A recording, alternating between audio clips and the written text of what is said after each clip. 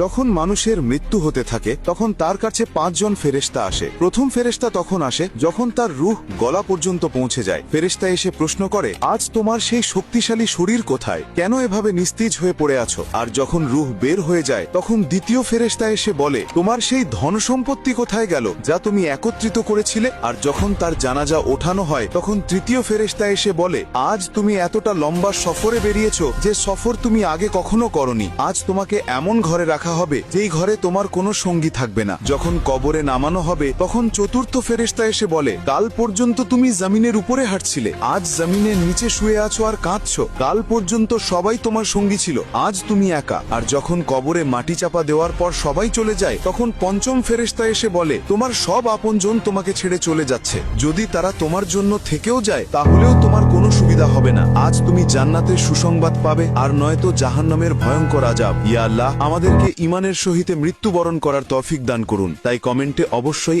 আমিন লিখুন।